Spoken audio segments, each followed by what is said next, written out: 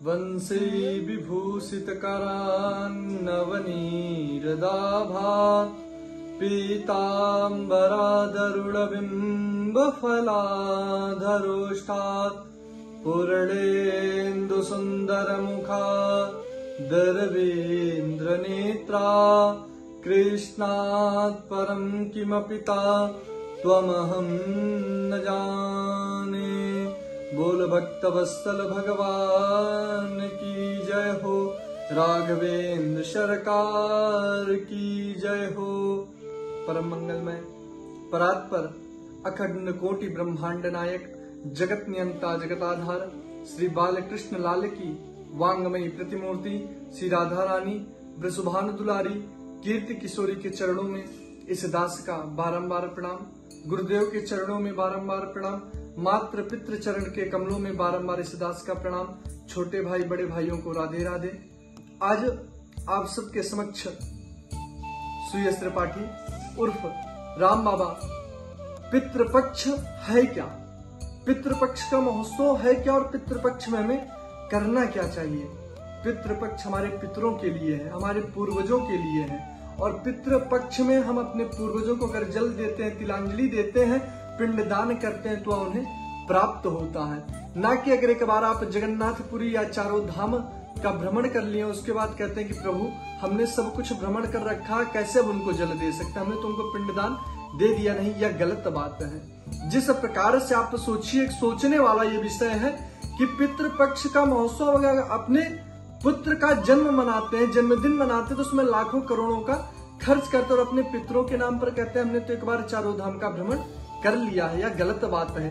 पितृपक्ष का महोत्सव 15 दिन का होता है, इसे बड़े धूमधाम से मनाना चाहिए और अपने पितरों को जल देना चाहिए। जल देने से किस किस योनि में किसके कौन कौन से पितर हैं उनको वो जल प्राप्त हो जाता है।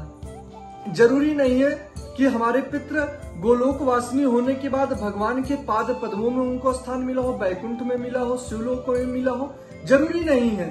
क्योंकि जब अंतिम क्षण में, अंतिम समय में जब भगवान का स्मरण होता है और जिह्वा पर भगवान नाम का उच्चारण होता है, तभी समझना चाहिए कि हमारी मुक्ति सुनिश्चित हो गई है।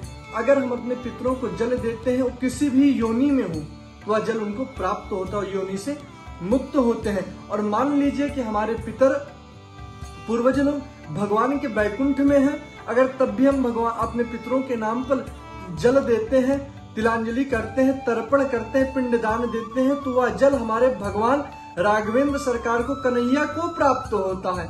तो सोचिए, जन्म जन्म के पापों का पुण्य उदय होना, क्योंकि जब हमारे जन्म जन्मांतर के पुण्यों का उदय होता है तभी, और किसी भी प्रकार से घर में कोई ग्रसित हो तो पितृ के रुष्ट होने की वजह से है।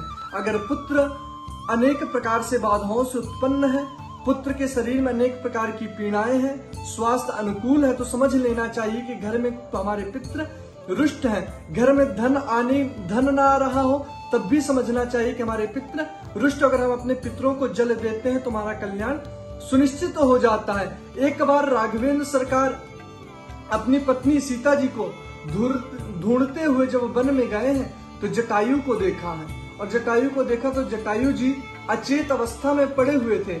उनके पंखों से रक्त संचार हो रहा था, उनका शरीर पूरा पीड़ित था, जल रक्तपान ही हो रहा था। और जब भगवान पहुंचे, राघवेंद्र सरकार उनको उठा करके अपने गोद में लिया है और अपने अश्रु से, अपने केसों से उनके जो घाव थे उनको साफ किया है। मिट्टी लगी हुई थी उनके घावों पर, तो भगवान ने अश्रुपात से उनके ऊपर जल का मंत्रित किया है और अपने केस से उनकी सफाई की है। तो यह सब सोचिए कि जटायु के कितने पुण्य जन्म के उदय हैं कि भगवान के चरणों, भगवान के गोद में भगवान को देखते हुए अपने शरीर को छोड़े, फिर भी भगवान ने उनके निमित्त त्रिपिंडी श्राद्ध, पिंडदान सब कुछ किया।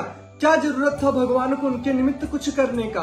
अगर एक बार भगवान का नाम हमारे जिह्वा पर आ जाता है तो हमारा कल्याण सुनिश्चित हो जाता है। परंतु भगवान जटायु क्या है, पक्षी है, और भगवान हो करके नर नारायण हमारे भगवान राघवेंद्र सरकार होकर के मनुष्य की तरह लीला कर रहे हैं। फिर भी हम वह सब लीला समझते नहीं और कहते हैं कि प्रभु हम जगन्नाथ, ब्राह्मणों से कहते हैं हम तो जगन्नाथपुरी चारों धाम भ्रमण कर लिए हैं, तो क्या जल देना उचित है? नहीं, हमको जल प्रत्येक पितृ पक्ष में जल देना चाहिए। जल देने से हमारे पितृ तृप्त होते हैं, और जो जल देते हैं उनके घर में किसी भी प्रकार की अकाल मृत्यु नहीं होती है, धन धान्य की वृद्धि होती है, आयु आरोग्य ऐश्वर्य की प्राप्ति होती है। बोल भक्त वत्सल भगवान की।